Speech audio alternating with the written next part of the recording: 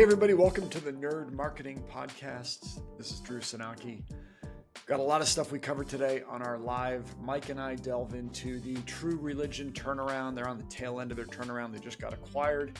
We compare that to the Abercrombie turnaround, both real successful turnarounds. We introduce the idea of e-commerce benchmarks. Talk about how your store might stack up to your category and the overall D2C averages. We talk about our 2025 predictions. A lot of surprises there. Some that aren't so much of a surprise, but a lot of other surprises. We talk about a case study and how a killer baby apparel brand, Kindred Bravely, drove down their customer acquisition costs. All that and more coming at you soon on the Nerd Marketing Podcast. Did you have a good break? I did. We got to see each other in cold New York. We got to break out the bunk beds again. Had the pleasure, seeing you and you stayed at my house. It was really fun. Back to the early days of Post Pilot when we were in the bunk beds and talking about someday we're going to build a business. Exactly. Yeah, good to have you. You were a highlight, for the kids, the dog. Everybody was very excited to have you in the house. Oh, that's so nice to say. Well, I had a great time, and good to be back on the podcast. Yeah, we're firing this up again. We set these goals when you were here in New York, one of which was to do this weekly. So hopefully we can keep this up throughout the year. We're calling it Nerd Marketing Live. The vision is to ultimately have a live studio audience watching the podcast. Right now we've got our dog and maybe your dog, but we got to start somewhere. Love it. So what are we going to start with? Yeah, let's start with some trending topics and some e-commerce news. I think it's something that you and I talk a lot about, turnarounds, right? Because that's our background, turning around big busted D2C and e-com brands. And that kind of thing happens every week. So it's like, I think we should talk about some that are going down right now and maybe highlight some of the, what we see there, some of the techniques we've used that are working there, and maybe develop some playbooks around turnarounds.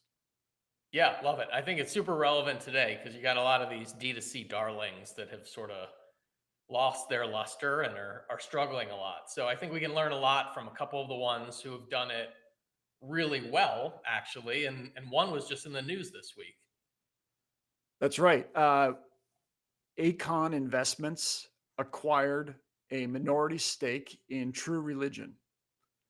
So this True Religion, old jeans brand from when we were kids, they went bankrupt a couple times, like over the past 10 years. But this was not an acquisition out of bankruptcy. They were actually growing pretty well and profitable. Got in the show notes here that they were, eComm acquired a controlling stake in them. Their sales had been growing last year, up 20%, 280 million, generated 80 million in EBITDA. So this was not, they are on the tail end of being turned around. This was a nice exit for many of the people there, I'm sure. I totally had my True Religion jeans growing up, and I don't know, maybe they're still maybe they're still hanging in the closet somewhere. I've got mine on. Totally. So yeah, that was a great example of one that really pulled it off. And Abercrombie is the other one. The Abercrombie and True Religion are two of the ones that I can tell my daughters, Dad used to like those brands and they're actually still cool. So I'm of the vintage where you went to the mall and like the Banana Republic had the Jeep coming out with all the safari gear. I don't know if you remember this. So Abercrombie was like reached its peak after I was already aged out of it. All right, I'm a few years younger, but it was definitely cool when I was still in high school, and you had the dudes standing, the shirtless dudes standing in the entryway, hot models in all their advertisements, and it was a cool brand. And then that aesthetic sort of lost fell out of favor and Abercrombie basically tanked. But again, over the last number of years, it's actually one of the best performing stocks in the market. They're up 250% over the last few years and are absolutely crushing it. And again, my kids, aren't embarrassed if I say, is that Abercrombie's cool, right? Yeah. So you got two turnarounds, both succeeded. Abercrombie said the stock's up 250% since 2020. And I mentioned True Religion growth was what, 20, 30%, 80 million in EBITDA. So break it down for us. Like what happened at these brands? Yeah, well, I think starting with Abercrombie, I've read a bunch about this, and their CEO is Fran Horowitz. She's been at the brand since 2017. So this was like a longer term strategy. I mean, this was a turnaround that took some time, but now they are just killing it. And from what I've read, it's really about knowing your lane and zeroing in on your core customer. And so when a lot of these other brands were chasing sort of that Gen Z customer, they went all in on millennials, more in that like 25 to 35-year-old bucket who maybe still had some memory of the brand or was familiar with the brand and plays a little bit to that nostalgia. And then really like redesign the whole aesthetic, tone down. So again, no models, no splashing you with cologne as you walk in the store, made it relevant again, but still played up that sort of nostalgic element. Yeah, I think you and I talk a lot about turnarounds. We worked on Auto Anything, Karma Loop, right? These sort of Web 1.0 e-commerce brands, and we've got a bunch of tips which we'll put in the show notes on how to turn around a company. I think a lot of our tips are operational. They're sort of like, what do you do the first 30, 60, 90 days? What we're talking about here is something a little bit more strategic. And really, it's before you even begin. Maybe you want to niche down your market a bit, right? And you don't want to try to be everything to everyone, which I think Abercrombie at one point was trying to do. True Religion might have been trying to do. And I can think of brands, not to name any names, but there's some brands that are struggling right now. Certainly, like Allbirds has had a tough time, which might be trying to do too much, trying to be everything to everyone. Yeah. And I do think True Religion followed the same sort of path as Abercrombie in that they focused in on a core customer. They leaned into that aesthetic that they were sort of known for, Yep. and it happened to be good timing because fashion was sort of having this nostalgia moment, and they could lean into it as opposed to trying to, as you said, be everything to everybody, diversify, find a totally new customer. That's really hard to do. Yeah, and sort of the focusing of the brand, kind of the pinnacle of that was the Chief Keef collab, right? You're If a you remember, big Chief Keef fan, Drew? I, I am not, but I knew that he was known for stacking his True Religion jeans, which I know is a Yes, look. I've seen you do the same thing, so I think they all the sort time. of leaned into that. What's the takeaway from this? Well, I think it both of these. I don't know if this is exactly what the CEOs thought. Stop chasing growth at all costs is probably my big takeaway. That that is something that's universal to everybody now in 2025. The days of epic VC valuations are gone, right? I mean, yes, you got to grow, but you got to grow profitably. Um, I remember Abercrombie closed something like 20% of their stores to focus on profitability. And so you and I have been a part of a lot of these diligence processes at when we go to acquire a big brand. I mean, we were close to Kingswood when they were looking at Cost Plus World Market and a grocery chain, Save Mart they were looking at, and Bonobos. And a lot of the analysis at that point was like, okay, which stores do you keep open and which do you close, right? And it's often a very simple calculation. It's like you close the ones that are not profitable because you don't need to grow that fast, if you're going to be more profitable. And I think the second big takeaway is to know your customer and serve that customer really well. Um, True Religion isn't trying to be Levi's. They know their customer. Um, I think Abercrombie knows its customer. It's defined its customer, and actually, as a cohort that has more money, right, than the millennials. So I Hmm. think they did well there. And then I think the margins. You got to talk about the margins. Yeah, I think, this is something that brands ask, talk to us about all the time. And we see this a lot in D2C is, how much should I be discounting? How do I get off the discounting hamster wheel? And Abercrombie's a brand that I think has done that pretty successfully. They're not doing, these giant store-wide sales all the time on the site or in the store, but they're making more money. And other brands that we see today still are trying to hit these aggressive growth targets by slashing prices or doing these big sales. And again, I don't know if that plays out well for them in the long run when investors are focused on profitability. And if you're cutting, if you're just doing coupons and sales all the time to hit a growth number, not unprofitably, I think you're going to run into some trouble. Every turnaround you and I have been a part of has discounted too much to too many customers. I mean, Karma Lupinato, anything, both classic examples. Same email every day going out to 1 million customers with the same discount. And so, I know one thing that we preach in nerd marketing all the time at Post Pilot is like, yeah, discounts they're not evil, but you're training your customer to buy on discount. You really should use them at the point of greatest impact. And there are ways to figure that out from your customer data, but it's not everybody gets a discount at all times. That's right. Um, so what do you think? One of the things we see in January, right?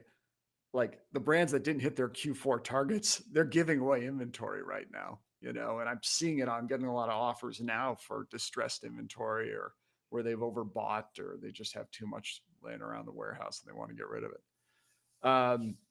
All right. So to wrap this up on True Religion and Abercrombie, what's one takeaway for the D2C brand now from these two turnarounds? Yeah, I think they've really identified their core customer. They've doubled down on that core customer.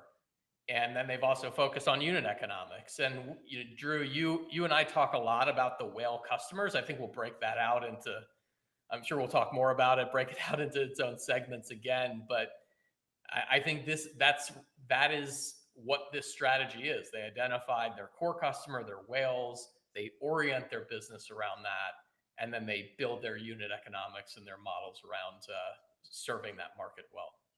I love it. Love it. Okay. Two turnarounds that worked. Abercrombie and True Religion. Awesome. The second thing we'd like to talk about on the Nerd Marketing Live's e-commerce benchmarks. This comes from our position at Postpilot, where we've got data on thousands of brands flowing into our system. And also, we go out and acquire a lot of data. So we've acquired data from a ton of third-party data sources that we sort of layer on top, and we've got a really good look at what's going on in e-commerce. So if you're looking to know how you stack up or how is everybody else doing right now, that's our goal to sort of answer it in this section of the podcast. And what I'm seeing, Mike, is revenue in general down 11% year over year and week over week for this week. And we're recording this on January 14th. So that's not great. Not great. It looks like brands had a strong holiday, strong November and December. So it's certainly possible, or it might suggest that demand was pulled forward in the holiday season. Right. And then we'd like to basically drill down by category and by size of brand here. But I was doing a little of that before we hopped on. And really, it's across all sizes of stores. Small stores, big stores are all sort of down about the same amount for this week. What's interesting is when I look at the category data, I would expect health and beauty to be up big. It's new year, new you. It's when people try to reinvent themselves at the beginning of the new year. But really, I'm seeing January as flat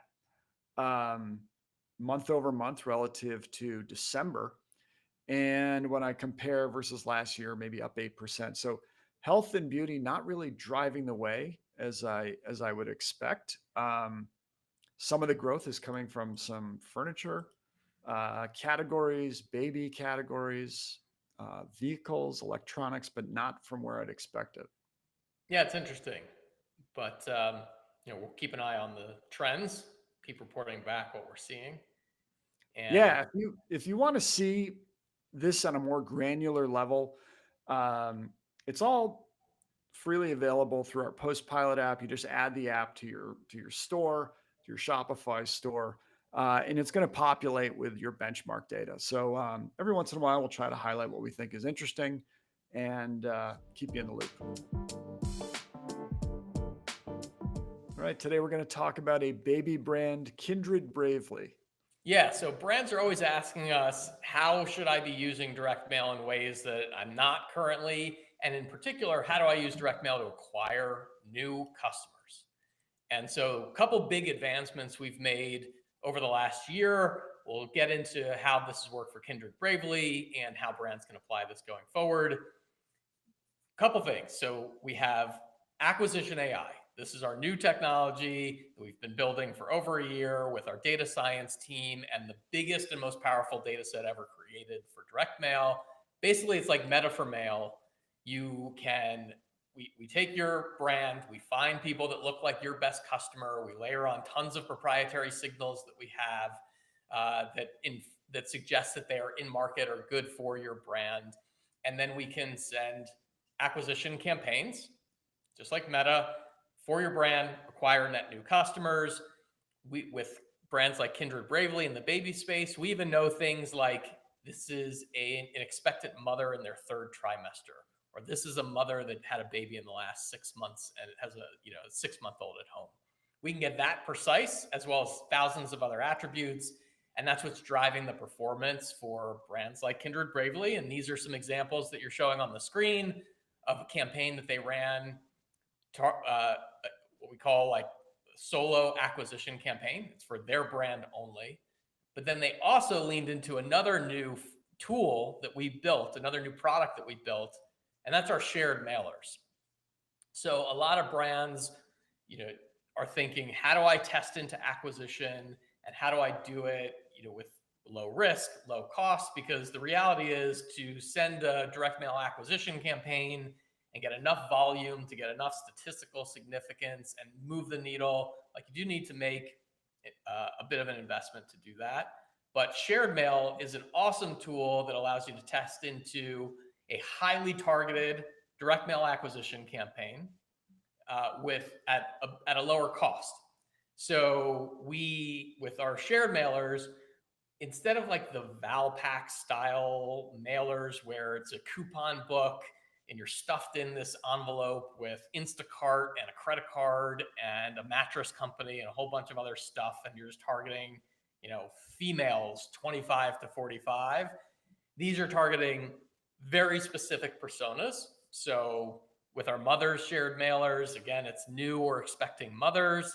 We can be very precise in that, and then we curate brands that have that ICP, that ideal customer profile, and we can pair them together and send this out so that you're splitting the cost among multiple brands. And for a few $1,000, you can test into acquisition in a very targeted and performant way.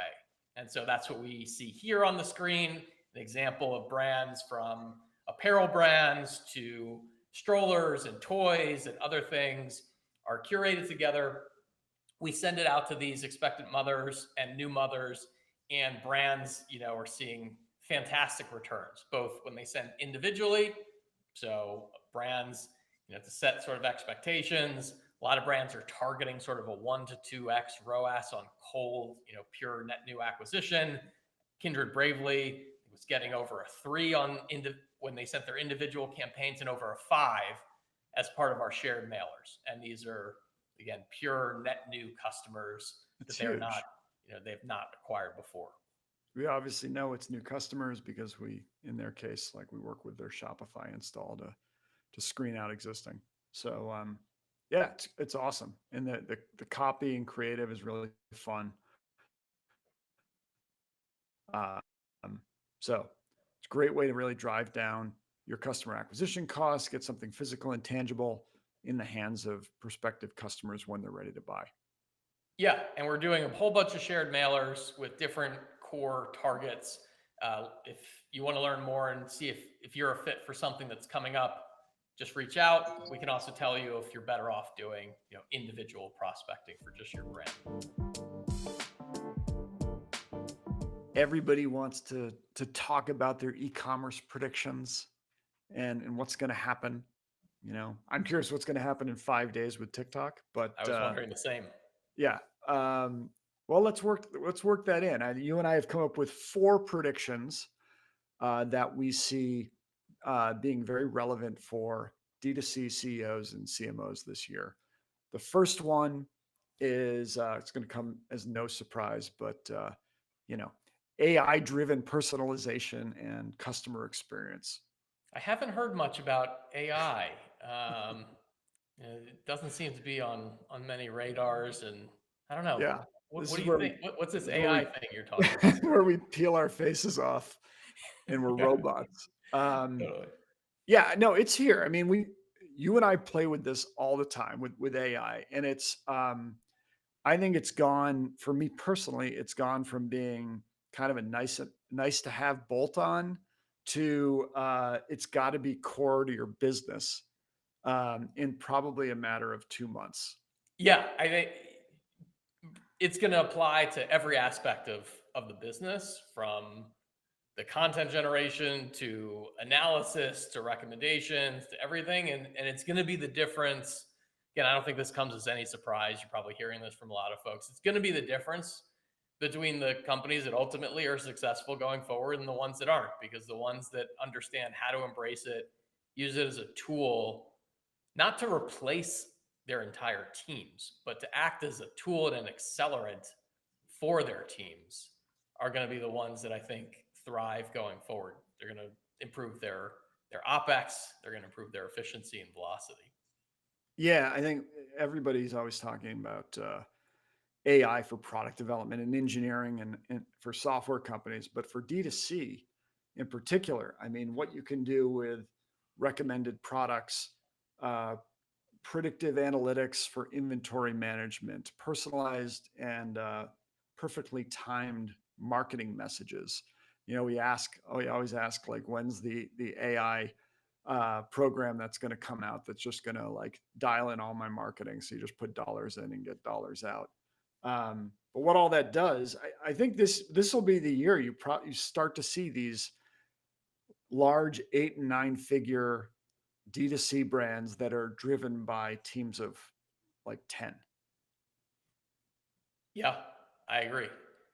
And then going sort of the other way, uh, is brands who were born, digitally native brands, D2C at heart, are now going into retail stores. So the thing that felt like it was the thing of the past is actually now becoming the thing of the future, as brands, all these 8 and 9 figure brands, are either exploring or growing their retail presence.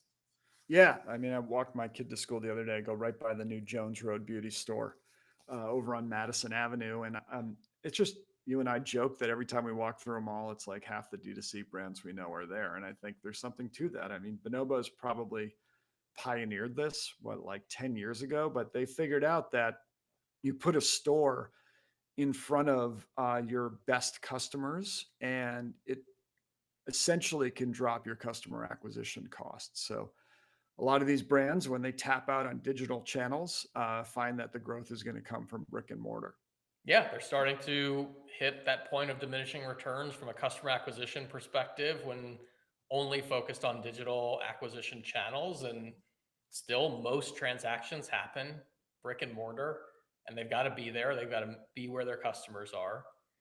And to your point, Drew, not only are you servicing your good customers, but you're actually creating better customers in many cases who are buying through the retail store. What we found, I know you did a lot of research on this, you know, years ago that was really eye-opening with Bonobos talking about how their best customers tended to buy in store first. They had higher lifetime values when they were buying, when they were acquired in a brick and mortar store, and people who bought across multiple channels also had higher lifetime values than people who bought on digital alone, which makes sense.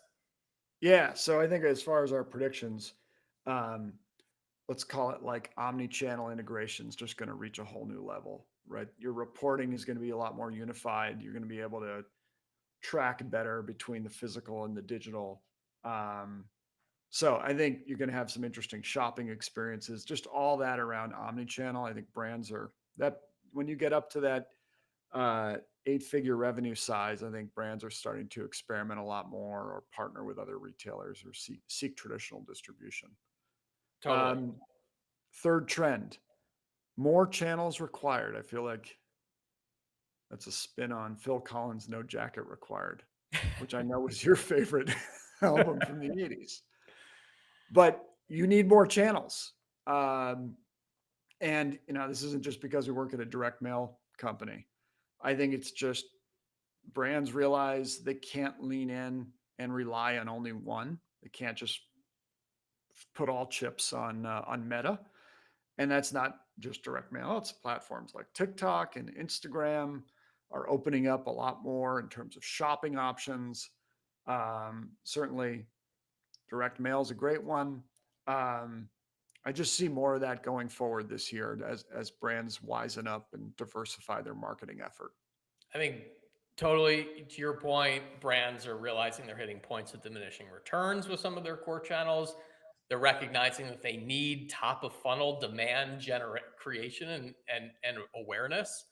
And I'm not saying that you should throw a bunch of dollars in completely unquantifiable brand marketing, but in general, these brands have to grow by growing awareness for the products and the brands, not by just capturing middle funnel, bottom of funnel traffic. So diversifying your media mix to do that and doing it through channels that are really impactful. Again, not direct mail specifically, but by just diversifying and having multiple touch points, having touch points that aren't just all fleeting in, Facebook ad or Facebook feed, is creating that connection, creating that awareness, and over time, obviously, those folks are you're nudging them towards conversion. They may not be in market today, but you've got to create those memorable touch points across multiple touch points so that when they do become in market, you're the first one that they remember and they buy your product. Right. How brands grow, brand salience, right? Exactly. Our boy Brian Byron Sharp. I don't know if he knows he's our boy. Love that Now he book. does if he's listening to the podcast over in Australia. Yeah. Uh, and I would say our fourth prediction is that a core metric, if not the core metric for most marketers, will become marketing efficiency. So the idea here is that with the preponderance of channels and platforms, uh, attribution models go out the window, and you're going to have to start. CMOs and CEOs really are going to have to start with the big picture, which is how much revenue did I make, how much new revenue did I make, and how much did I spend to get it. It's called MER in some circles, MER, but starting there, uh, largely for a couple of reasons. But one, if you look bottoms up, you and I are used to going to these turnarounds and siloed marketing. Where you add up the revenue attributed to the email team says they acquired this much, and the meta team says they acquired this much, the SEO team this much, the influencer team this much, affiliate. You add that all up, and it's like 300% of the revenue of the company, right? So it's time for that to end. So that's certainly driving this. I think the other thing is you and I keep an eye on a lot of the public companies out there.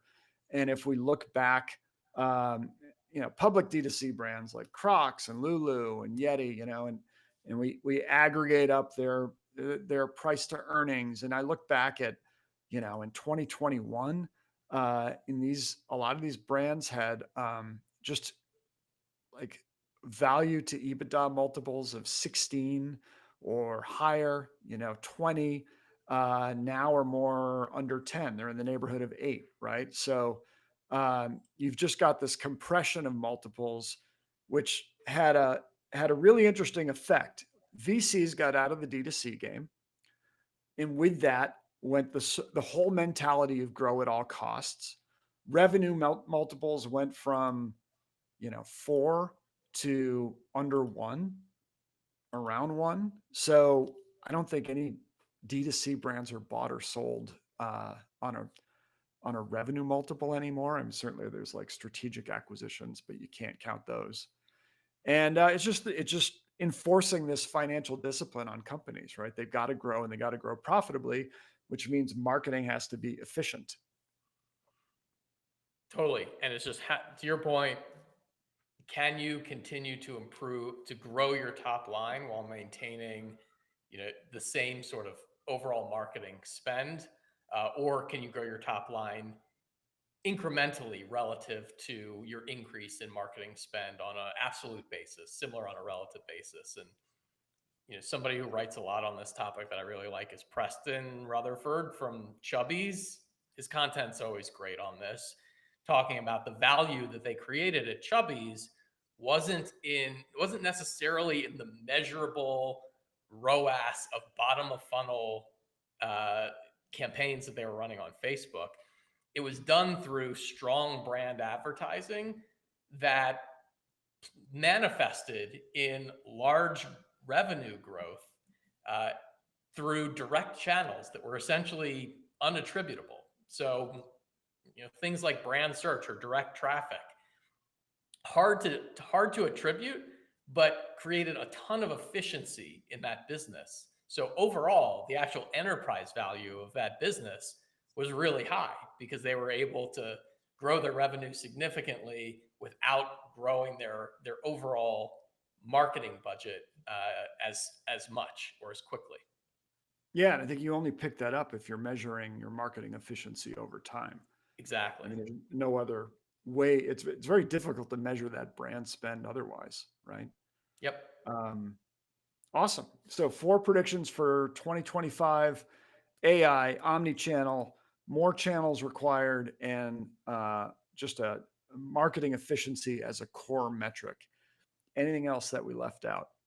Well, I'm sure we could talk about 20 more, but we'll keep it at 4 for now. These are the big ones, I think, heading into this year. Listen to the podcast because we will circle back in a year and we'll revisit each of those. Yeah. But that's all we got. Thanks for joining us on the Nerd Marketing Podcast. We'll see you next week.